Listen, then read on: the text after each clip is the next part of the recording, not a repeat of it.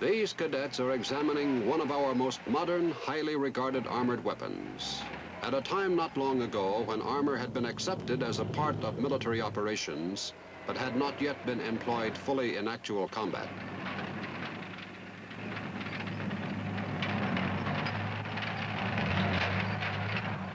Contrastingly, here are three of today's armor vehicles: the M113, the M60, and the M48.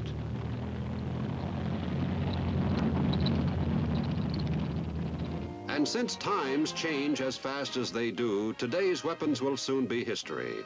Here is a possible future weapon of armor. And as the weapons have changed and will continue to change throughout military history, so has the role of armor.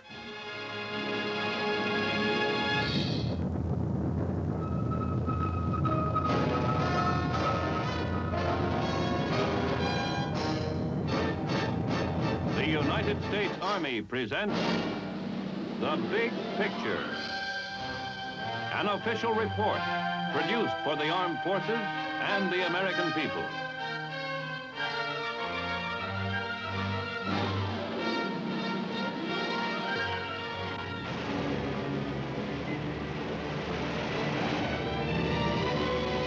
A tank is the most impressive of any mobile ground weapon, and it takes a lot to stop one. A tank is the fulfillment of one of man's ultimate military dreams.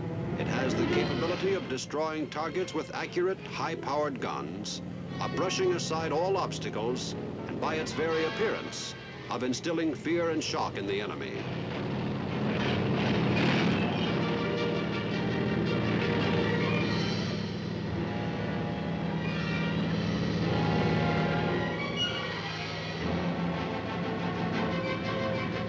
As a facet of armor, the mission of the tank is an all-encompassing one. And today's armor is capable of executing all types of ground combat. It is characterized by the essentials of a top fighting force: mobility, firepower, shock action. Its role today is vital. Historically, it has encountered and overcome both technical obstacles and human doubt.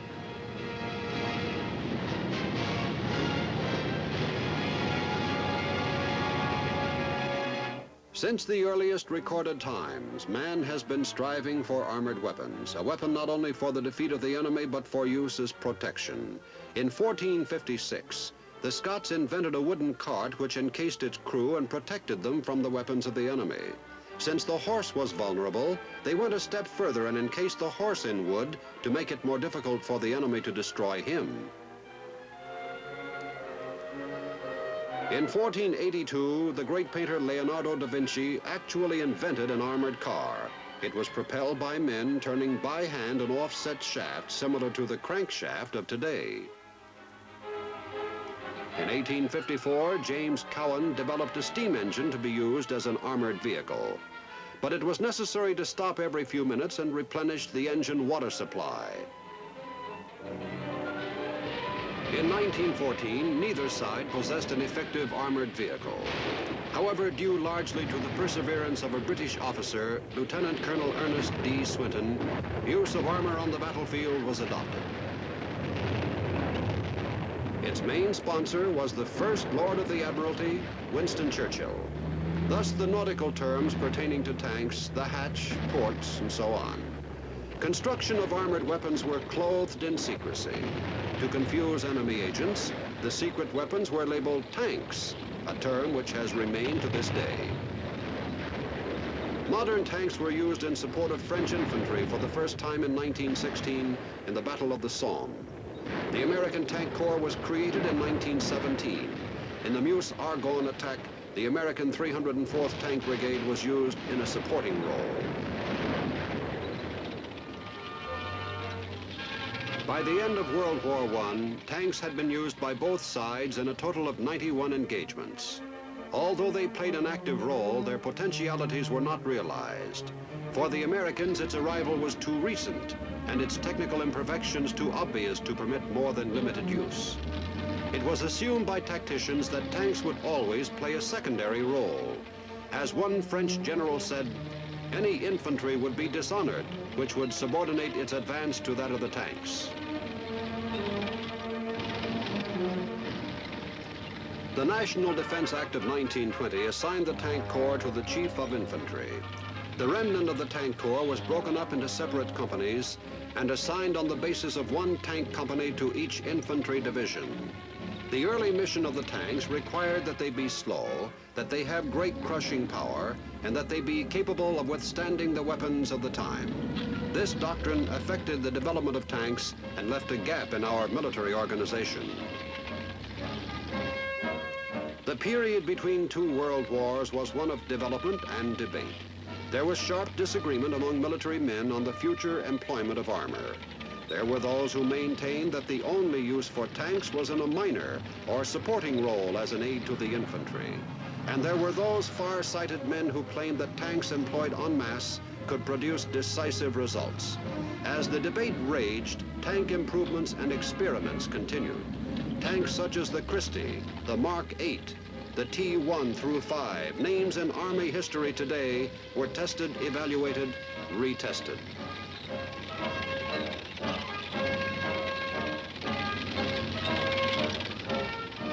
The more discerning military minds realized the advent of the tank had restored mobility to the battlefield. They also knew a most important role which the tank played was one affecting morale. The tank shock action, its ability to stun the enemy until his mind is dominated by his emotion of fear and self-preservation, was a weapon which could be used to attack the nerves of an army.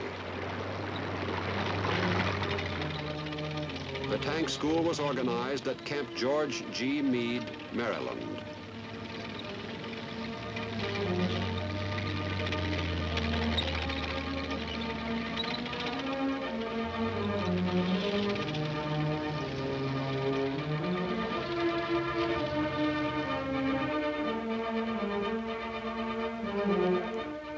It was transferred in 1932 to Fort Benning, Georgia. But even with this advancement in armor, the doctrine of the supporting role for tanks retarded full development.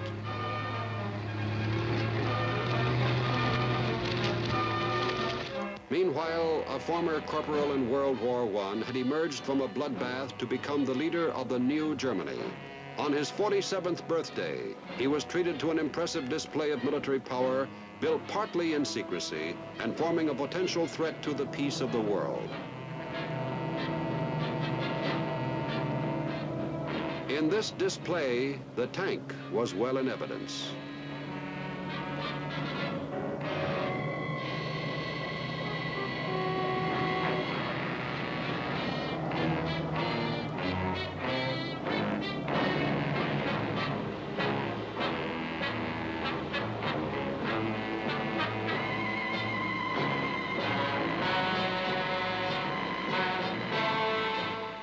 Unlike the hesitation with which our military forces viewed the tank, the Nazi war machine established them as a vital part of the military buildup.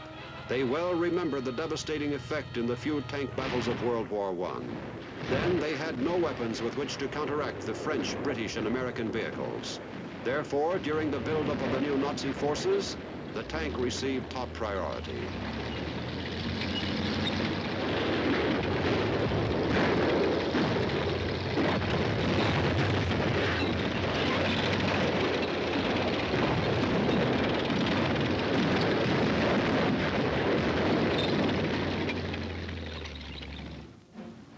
And so 18 years later, it was another story.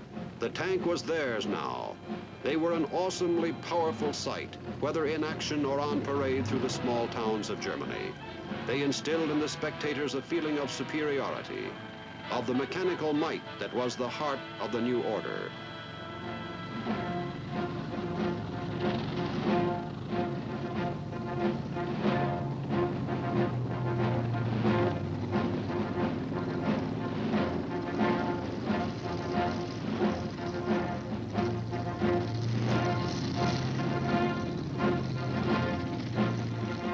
As they stood proudly beside their weapons, each tanker knew he could be called upon at any time to fight and win for Hitler.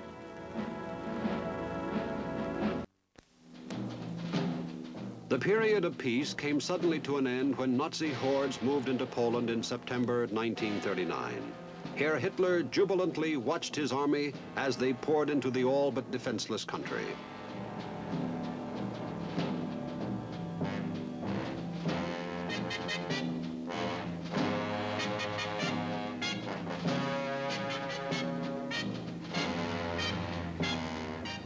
With the invading German army came the tanks. In the beginning of the war, they were held in the rear until a breakthrough occurred. Then the armored divisions were utilized to exploit the breakthrough.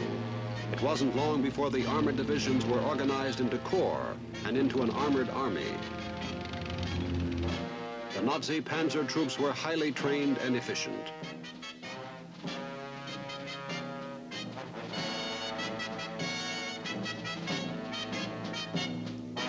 As they moved through Western Europe like a mighty juggernaut, over rugged terrain and formidable obstacles, their success was plain for all to see. The success of the German armor hastened the creation of our own armor organization. In 1941, the first full-scale armor display took place at Fort Knox, Kentucky, a main center of armor activity since 1933, and the armored center today.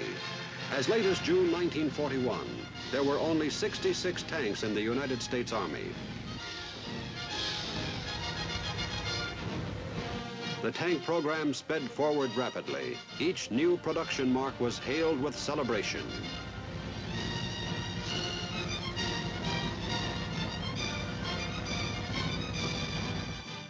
Here, the 1,000th tank made is delivered to the Army, and it called for ceremonies, parades, and displays. Our development in the field of armor had come a long way in a few short months. But even with the vast strides made in relatively little time, it was almost too late. For it was now September 1941. In 90 more days, the Holocaust would commence. The United States entered World War II. The tank, which only a few short years before was considered of relatively minor importance, suddenly loomed large in our plans.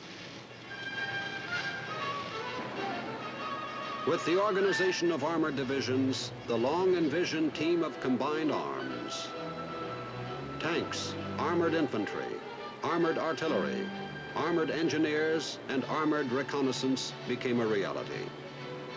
President Roosevelt in 1942 had ordered every spare tank shipped to North Africa. Tanks were also needed in other theaters of war.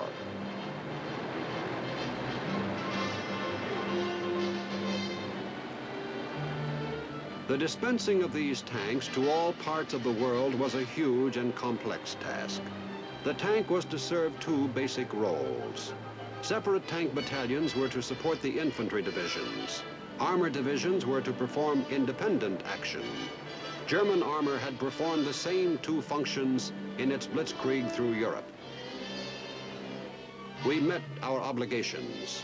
These tanks, shipped from the United States to England, are tested for maneuverability before being sent out into battle.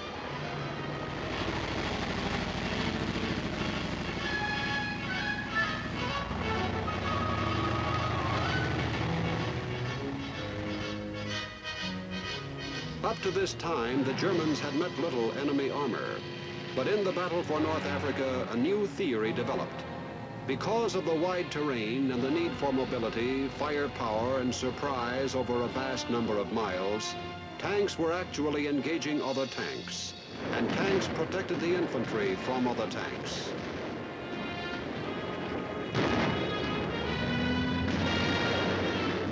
It was on the burning desert sands that the tank proved itself, passed the test of essential requirements: mobility, firepower, shock action.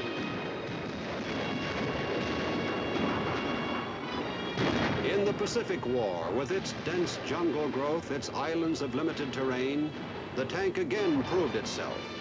Unlike North Africa, there was no broad expanse of flat land in which to travel. Many a rifleman from Bougainville to Iwo Jima was thankful for the protective shield of armor.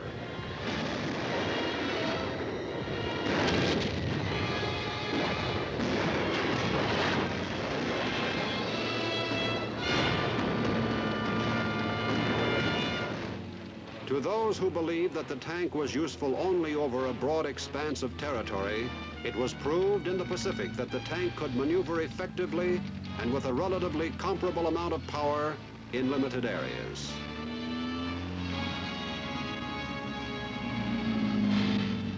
Armored vehicles would plow through the dense jungle growth on to the objective. It also proved valuable as a defensive weapon and afforded protection from opposing fire ahead and snipers all around.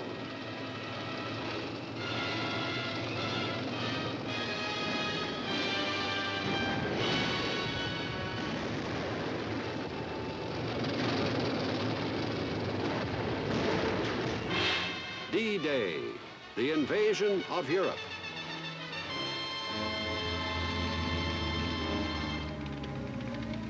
The tanks were there in support of infantry units and securing positions.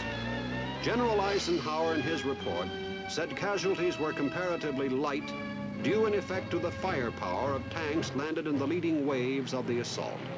Armored divisions started to land on the beachhead on D+4, June 10.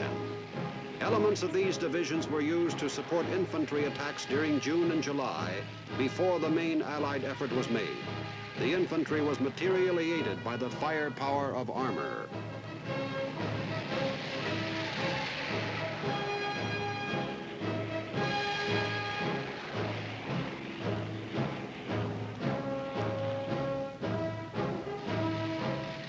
Armor distinguished itself in Europe, as indeed it did in every place of combat in World War II. Few decisive victories were gained in World War II in which armor did not play a part.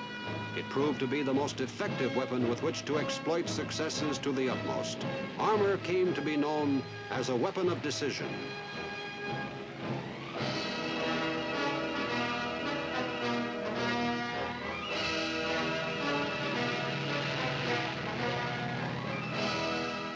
For the German army, who had used armor so extensively in the early part of the war, it was now the end.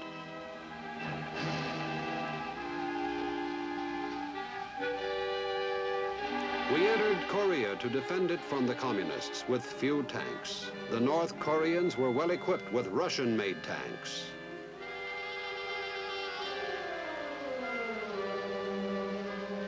The U.S. forces had practically nothing with which to stop them. A provisional tank unit was quickly organized with the few tanks that were available in Japan. 4 tank battalions were hurriedly shipped from the United States. The tanks were received at Daegu. With the arrival of tank units in Korea, things became more balanced. U.S. tanks, as part of the UN force, swung into action quickly. The North Koreans had made it rough in the early days of the conflict, for they had no opposition. Now they were feeling the brunt of our power. U.S. forces were able to stop the communists and hold them. The establishment of the Pusan perimeter permitted us to build up an offensive force. This was largely due to tank support. During this holding action, maximum advantage was made of long-range direct tank fire and small, hard-hitting tank elements to maintain the lines.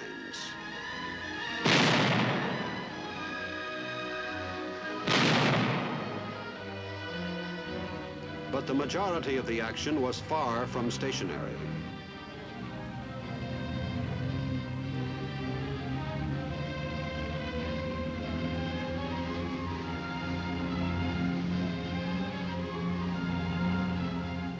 On August 30, 1950, 9 weeks after the communists had attacked in Korea, the 24th Division, supported by tanks, attacks a hill near Pohang.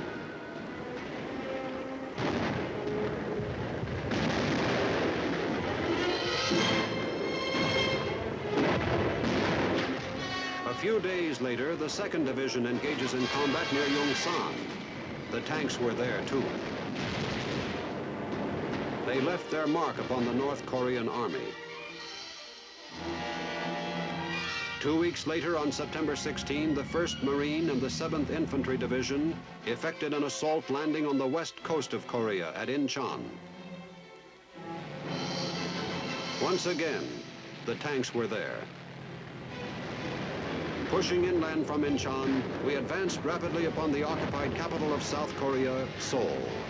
Fighting was bitter, and the tanks were in the thick of it. Armor continued to play an important part in the action until the end of the conflict. Once again, as in World War II, it was proved that armor was effective in spearheading offensives. You have seen the changing roles of armor through the years. In the foreseeable future, there will be a need for a strong, modern armored force greater than ever. Greater, too, is the need within the Army itself to maintain its basic requirements. Mobility. Armor is capable of functioning under any condition or on any terrain. Many technological innovations in recent years have given armor and other fighting forces increased mobility. Firepower, coupled with mobility on the battlefield, makes armor a formidable weapon.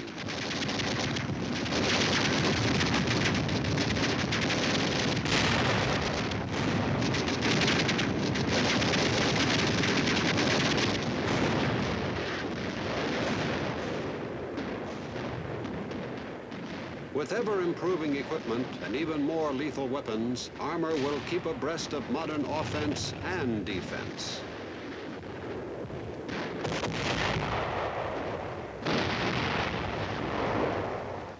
Shock action combined with mobility and firepower, and you have the big triple play of our armor force today. The best protection on the field of battle is armor. The best offensive is one of armor. The effectiveness of an armor team is illustrated in this engagement between two opposing forces. Although it is a sham battle, its eventual outcome would be true.